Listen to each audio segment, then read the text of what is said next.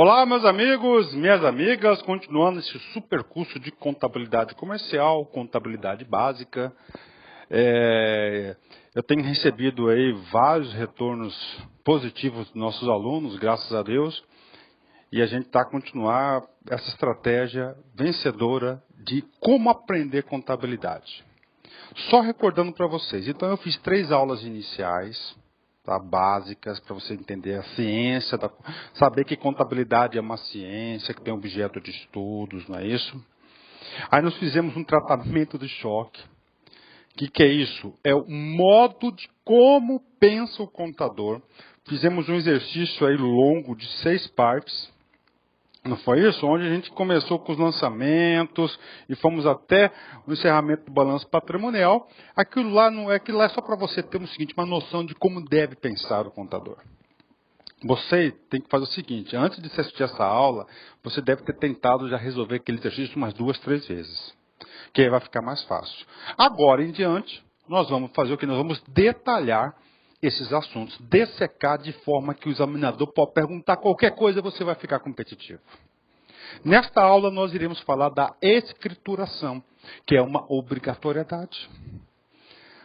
Para a ciência da contabilidade conseguir cumprir seus objetivos e alcançar a sua finalidade, tem a necessidade o quê? Da escrituração.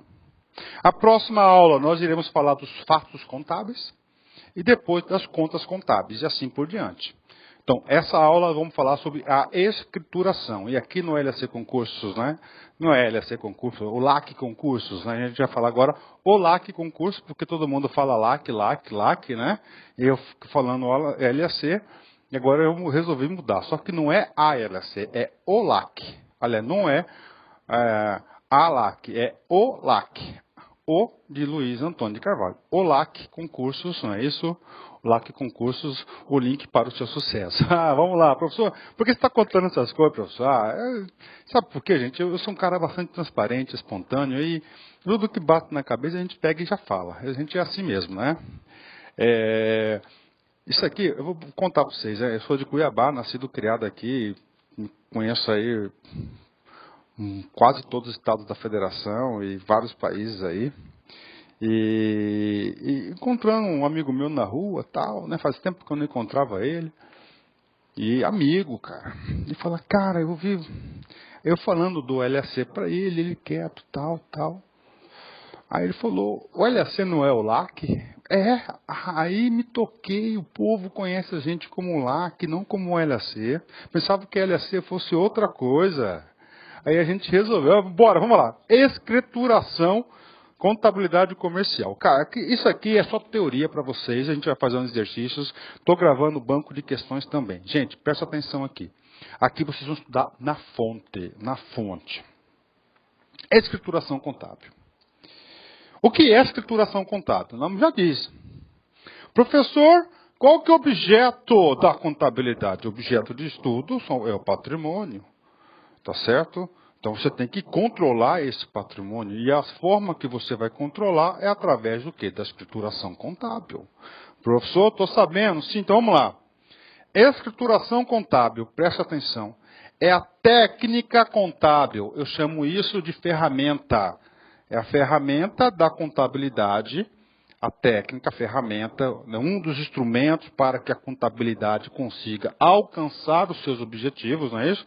Tem como objetivo o registro de todos fatos contábeis que alteram de forma qualitativa ou quantitativa o patrimônio, sendo que esses registros são expostos através das demonstrações contábeis. Vamos lá, papo reto com vocês. Aqui tem muita coisa para ser explicado, né?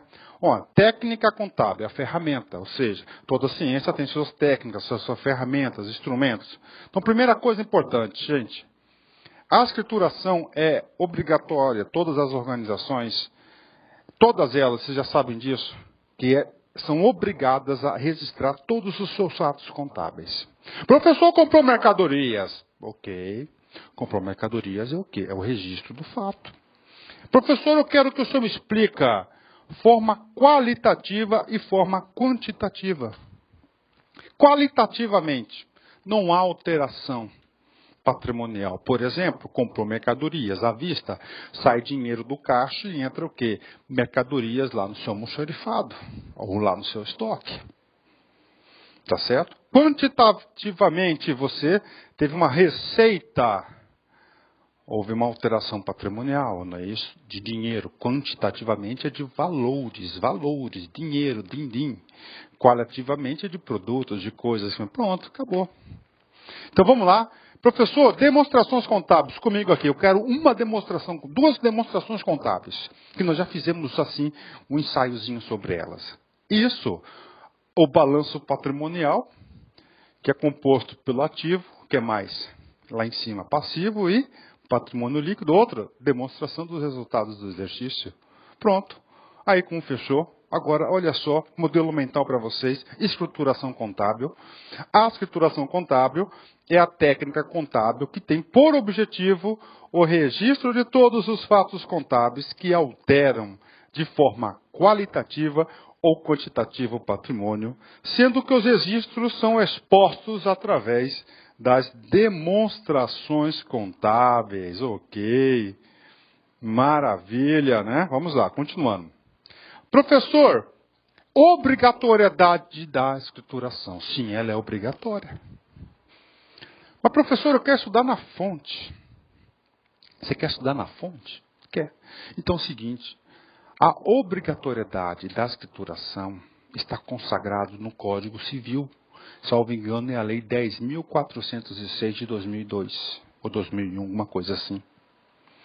Lá, na Lei 10.406, de 10 de janeiro de 2002, que institui o Código Civil, nesse cara aqui, preste atenção, é nessa lei, é nesse cara que faz o seguinte, que obriga as sociedades ao ato de escrituração. Aonde, professor? Você vai lá no título 4 dos institutos complementares, do registro, capítulo 1, do nome empresarial, dos prepostos da empresa, disposições gerais, do gerente, do contabilista e outros auxiliares, e finalmente o capítulo 4 da escrituração. Então, lá no Código Civil, título 4, capítulo 4 da escrituração, nesse exato local que a lei vai obrigar as sociedades a exercerem essa técnica contábil, essa ferramenta de escriturar todos os fatos contábeis. Professor, e aí, professor? E aí é o seguinte, muitas provas de concursos fazem Ctrl+C e Ctrl+V. Da onde? Do texto seco da lei. Ou seja, você tem a obrigação de estudar esse texto seco da lei. Está aqui. Artigo 1179. O empresário e a sociedade empresária são obrigados a seguir um sistema de contabilidade, mecanizado ou não, com base na escrituração uniforme de seus livros, em correspondência com a documentação respectiva, e levantar anualmente o balanço patrimonial e o resultado econômico. Olha aí. Então ele diz aqui, ó, o empresário e a sociedade empresária são obrigados, presta atenção, não há discricionariedade, é uma obrigação, seguir um sistema de contabilidade, tá certo? Mecanizado ou não, com base na escrituração, olha só, escrituração de seus livros, em correspondência com a documentação, ou seja, você pode somente escriturar algo que você possa comprovar. Por exemplo, professor, compra de mercadorias. A compra de mercadorias tem uma nota fiscal. Essa nota fiscal é para atender o quê? Essa documentação do fato contábil que vai ser registrado. E levantar anualmente, olha aí, obrigando as instituições a fazer o balanço patrimonial, não é isso? E a demonstração do resultado, né, do exercício. Então aí, muito cobrado o artigo 1179 do Código Civil, Quer ficar competitivo, cara? Professor, eu nunca mais vou estudar essa contabilidade na minha vida. Cara, é uma opção sua. É uma opção sua. Mas você tem que fazer o seguinte, cara. Você tem que passar no concurso aqui, um curso pragmático. Esse carinha aqui, você tem que fazer o seguinte. Você tem que dessecar esse carinha. Você tem que ler esse sujeito aqui, cara. Você não pode perder por um artiguinho de 1, 2, 3, 4, 5, 6, 7 linhas. Um artiguinho de 7 linhas cai uma questão, cara. Você errou, rapaz, isso dá uma depressão. O empresário e a sociedade empresária, a definição de empresário e a sociedade empresária também estão no Código Civil, que não é o caso. São obrigados a seguir um sistema de contabilidade mecanizado ou não, com base na escrituração uniforme de seus livros, em correspondência com a documentação respectiva e levantar anualmente o balanço patrimonial e o resultado econômico. Está aí. Só que nesse capítulo 4 lá do Código Civil tem mais dispositivos que podem ser cobrados em sua prova. Atenção! Salvo o disposto, tem 2 parágrafos aqui importantes. Eu vou fazer a leitura e vou explicar eles depois, na sequência. Salvo o disposto no artigo 1180, o número e a espécie de livros ficam a critério dos interessados. Calma, que cena para os próximos capítulos. 2. É dispensável das exigências deste artigo o pequeno empresário a que se refere o artigo 970. Então está aí. Vamos explicar primeiro o parágrafo 2º. O que o parágrafo 2º quer dizer do artigo 1179, que é o caput, a cabeça? O parágrafo 2º vai definir a exceção. Aí eu pergunto para vocês, o examinador gosta de cobrar as exceções? Sim. Professor, então qual é a exceção onde que o cara não é obrigado a fazer a tal da escrituração? Eu já vou adiantar para vocês, são 2 hipóteses que o sujeito não pode. É o tal do produtor rural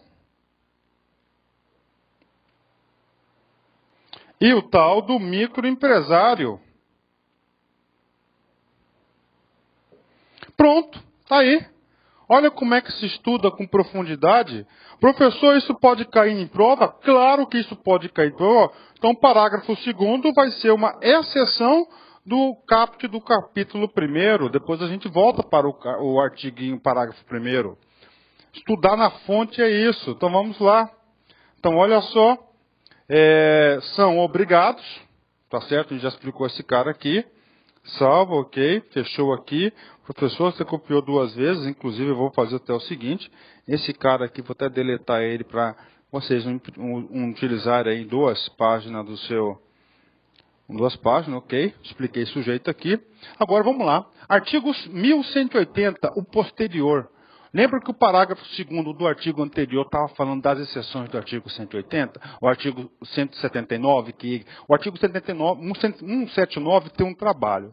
Qual que é o trabalho dele? Qual que é a missão dele no mundo jurídico? A missão dele fala assim, ó, empresário ou sociedades empresárias, vocês são obrigados a fazer a escrituração, ok, de todos os seus fatos contábeis. Aí ele fala no parágrafo 2º, exceto a situação prevista no artigo 180. Ó, além dos demais livros, a gente já vai estudar quais são os livros exigidos por lei. É indispensável o diário, que pode ser substituído por fichas no caso de escrituração mecanizada ou eletrônica. Então, tem. Então, é o seguinte. Você vai perceber que a sociedade empresária tem vários livros. Você tem um livro diário. Você tem um livro razão. Você vai ter o livro caixa.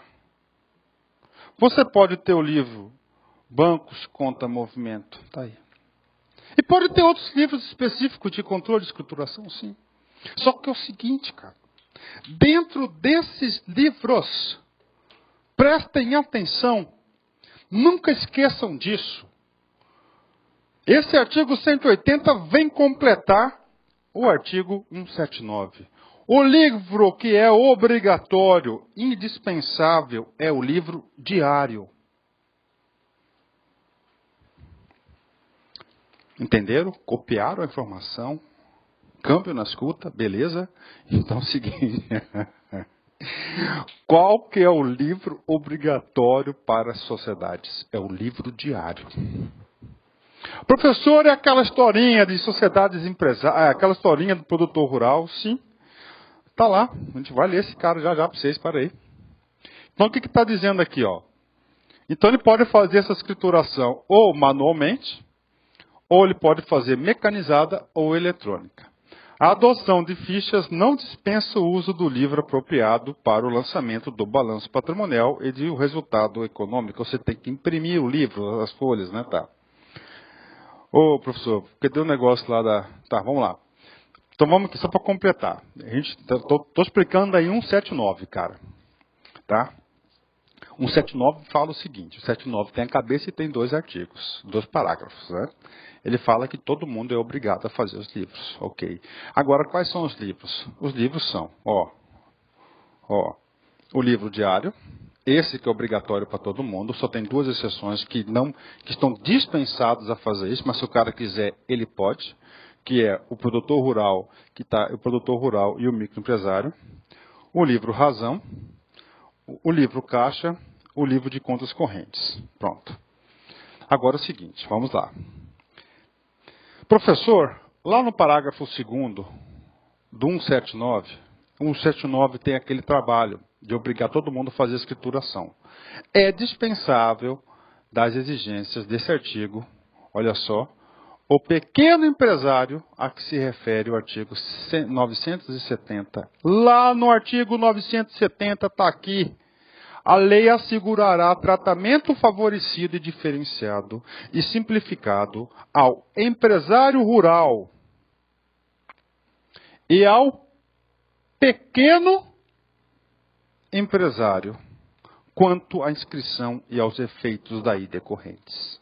Então, esses 2 sujeitos aqui, o empresário rural e o pequeno empresário, ele é dispensável. Ele não está obrigado a fazer a escrituração do livro diário consagrado no artigo 1180 do Código Civil.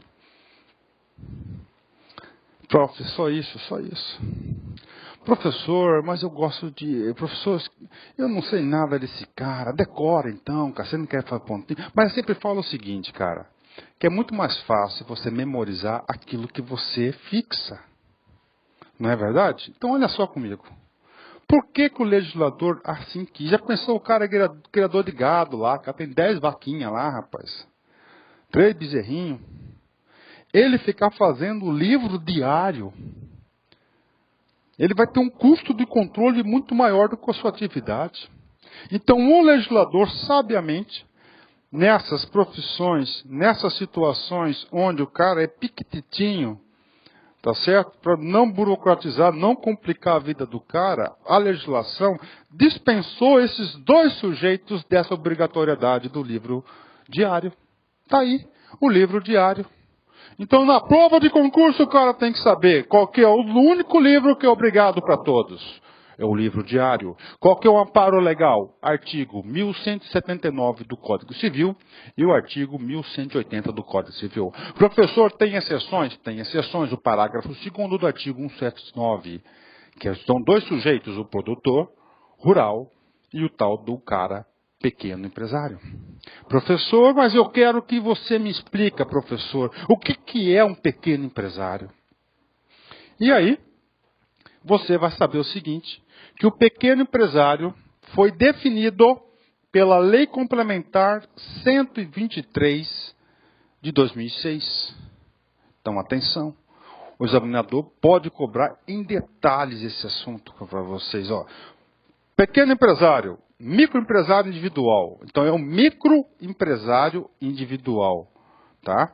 Microempresário, ó, é chamado de MEI, ó. Professor, essa sigla pode cair na prova? Claro que pode. Professor, essa sigla já caiu na prova? Já várias vezes. MEI. O que é esse MEI? MEI não é e-mail. MEI é M de micro, E de empresário e individual. Então, esse microempresário individual, preste atenção. tá certo? Ele foi conceituado e definido pela Lei Complementar 123 de 2006. E esse cara aqui, para ser considerado microempresário individual, ele tem que ter receita bruta anual até de R$ 36 mil. Professor, o pipoqueiro lá da minha faculdade. Sim, com certeza ele é considerado um MEI, um microempresário, na loja, dependendo da quantidade de pipoca que ele vende. Isso que é importante estudar com profundidade. Então vamos lá, estamos estudando escrituração, cara. A escrituração é obrigatório. A escrituração é um elemento, é uma ferramenta, uma técnica contábil fundamental para que a contabilidade consiga cumprir seus objetivos e atingir a sua finalidade. Entre as escrituração nós temos vários livros.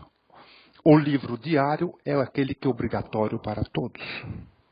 Todos têm que ler o diário, exceto 2 sujeitos. Quais os sujeitos? O produtor rural e o tal do microempresário. O microempresário não é qualquer um. O microempresário é o tal do MEI, aquele que foi definido pela Lei Complementar 206. E para ser considerado isso, o cara vai ter que ter uma renda anual bruta de até R$ 36 mil. Inclusive, eu acho que esse valor já deveria ser atualizado aí há muito tempo. Bacana, meus amigos, minhas amigas, entenderam? Pronto, estudou com profundidade, cara. Você não vai, cara, não erra, meu filho, não erra. Está pela fonte.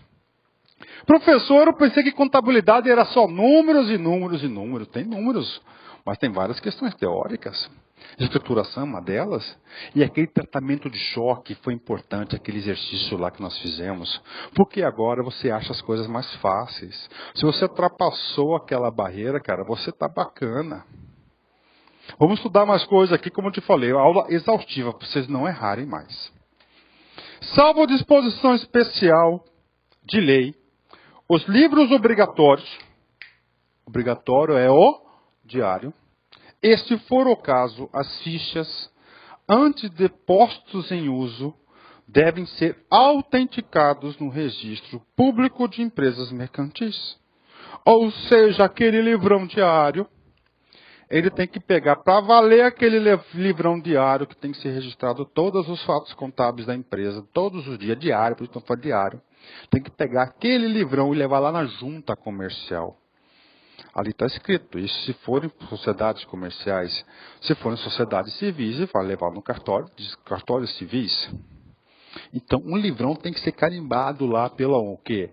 Pela junta. Isso na contabilidade, vocês vão perceber o seguinte, que a escrituração, o livro diário, ele vai ter 2 qualidades. Qualidades extrínsecas e intrínsecas.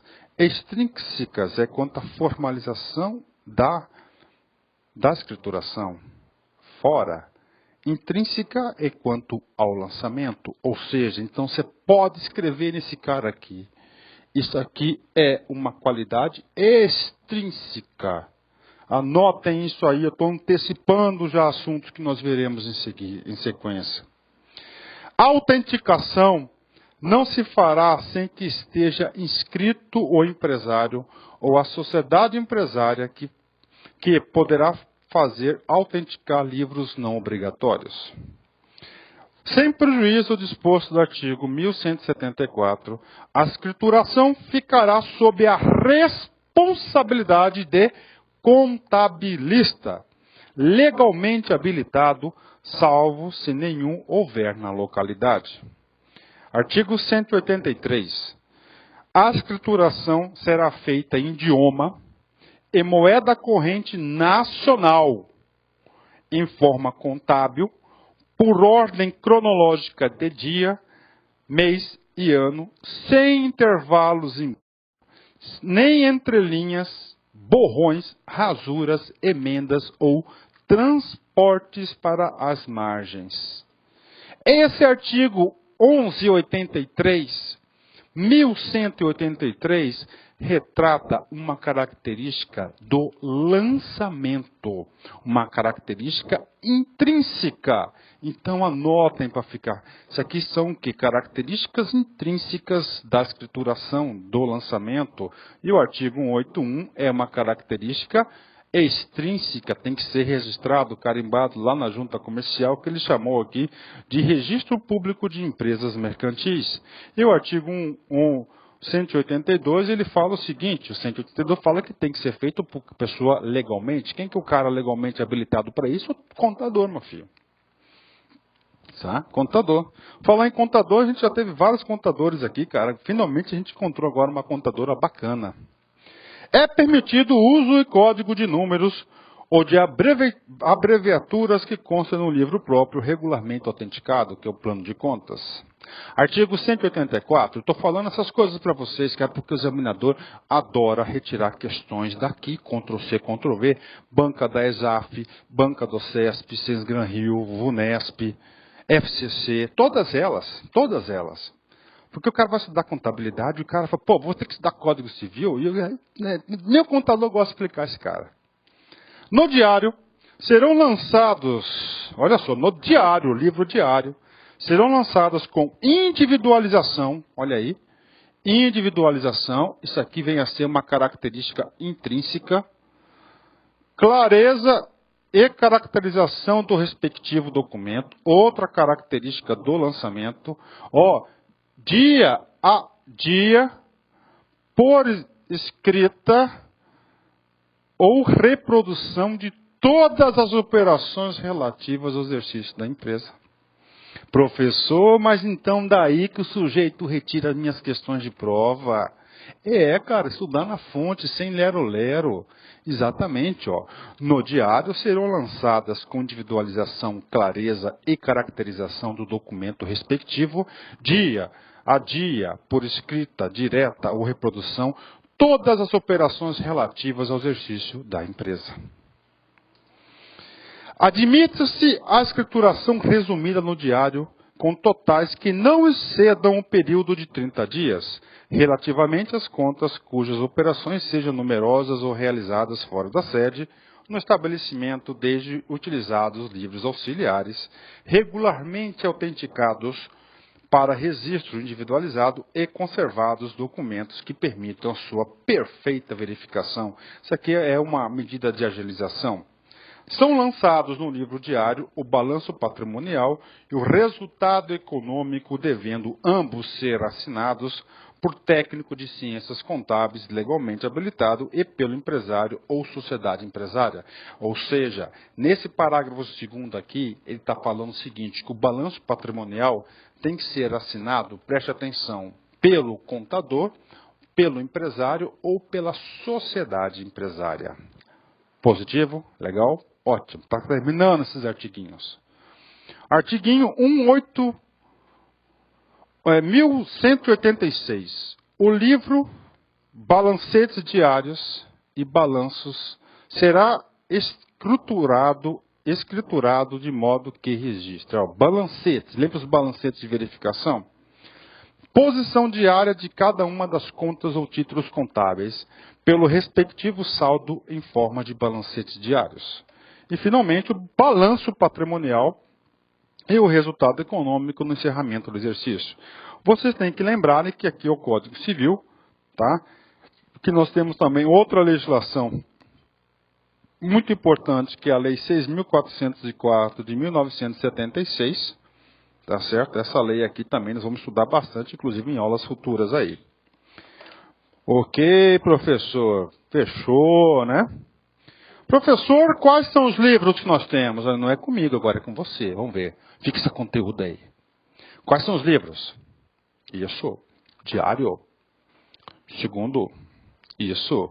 Razão, caixa e bancos conta movimento ou conta corrente. E pode ter outros específicos? Claro que pode. Cada negócio da empresa ele faz um controle que quiser. Professor, qual é o método utilizado para realizar esses lançamentos, essa escrituração? Você sabe? O método utilizado é um método chamado de partidas dobradas. Professor, por que partidas dobradas? É muito simples, ó. Partidas dobradas. Ó, débito e crédito. Ó, esse igual é partidas dobrado. Cada débito corresponde a um crédito, cada crédito corresponde a um débito. Então esse é o método que nós utilizamos, não é isso? A gente vai ter que estudar ainda a teoria das contas aqui. A próxima aula nossa vai ser a aula de fatos contábeis. E a outra aula nós vamos estudar teoria das contas. Contas de natureza credora, retificadora, todas as contas. A gente vai se aprofundar mais sobre esse assunto. Então, o método de escrituração, nunca esqueçam, serão métodos de partidas dobradas. Partidas dobradas significa débito e crédito. Todo débito corresponde. Não existe, gente, um débito de 50 correspondente a um crédito de 45. Vai ficar faltando 5. Não pode, tem que ser tudo igual. A única sobra que pode ter é lá na apuração do resultado que você vai oferir ou se vai ter lucro ou prejuízo. Então, método de partidas dobradas que é utilizado esse cara, tá? Professor, vamos contar um pouquinho de história? Sim. Quando que começou esse cara do método das partidas dobradas? Lá em 1494, com um frade franciscano, cara. Luca Pacioli. Então, lá na Igreja Católica, os caras tinham que controlar todo o patrimônio da igreja, não é isso? Iniciando aí um período crítico da igreja, então o cara criou o tal do método partidas dobradas.